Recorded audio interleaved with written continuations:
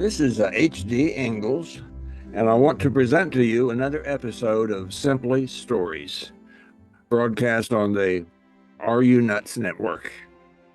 This episode is about the American dream. Here goes. I believe there are many ideas of what the American dream is. I believe I lived what many would call the American dream, and so did my 6 sisters. My sisters, born from 1921 through 1929, were young during the Great Depression, and life was hard. I was born at the tail end in 1939. Life was still hard, but I had it much easier because my sisters were beginning to contribute to the family income. My and my sisters' American dream.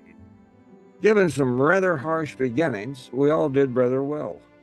All of us graduated from high school. 3 of us graduated from college.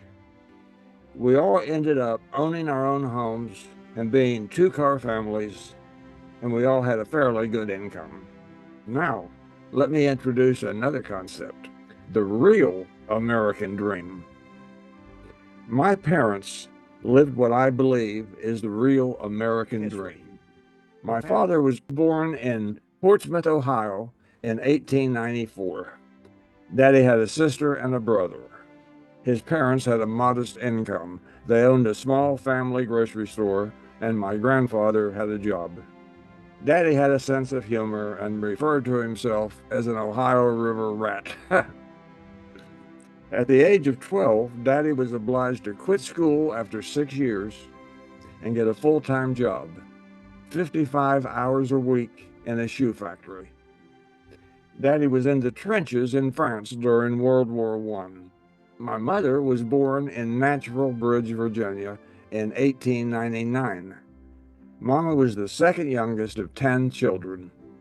Her parents were tenant farmers, and the family of 12 lived in a very small house, more on the order of a cabin. When in high school, Mama moved to Portsmouth, Ohio to live with her eldest sister, who is 19 years older, and her husband. Mama and Daddy were married in 1920. He was 26 and she 21. As I understand it, the first 10 years were pretty good. They moved upriver to another Ohio River town. Daddy was an A&P grocery store manager and also commander of the local American Legion post. Daddy played poker with the mayor and chief of police. Mom and Daddy rented a house and owned a car.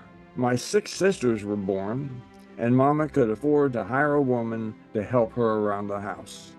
Then, the Great Depression hit. The car was sold, and Daddy worked wherever he could find work. On top of the Depression, my parents lost everything twice in 2 Ohio River floods. When my sisters were in high school, they began working when they could find work. But this is very important. Daddy would only allow part-time work. Even though we could use the money, he insisted they graduate from high school.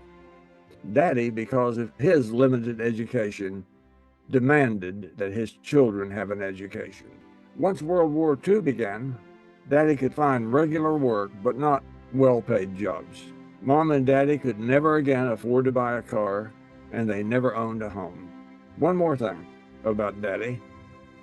He had given himself some education. He was a whiz with numbers, and he read both the morning and evening newspapers every day. Oh yes, my mother could spell just about anything. I remember my sister saying, "Mama, how do you spell whatever?" Mama died in December 1966. And Daddy died 13 months later in January 1968.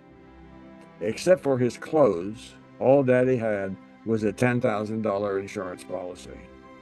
Now, given all of that, why do I say my parents lived the real American dream? Let me tell you, knew that was coming, didn't you? My parents raised all 7 of us well. Understanding good manners and honesty was required, and understanding that getting ahead meant study and hard work. One more thing. We had half a wall full of books. I would guess that we own more books than most families having our income.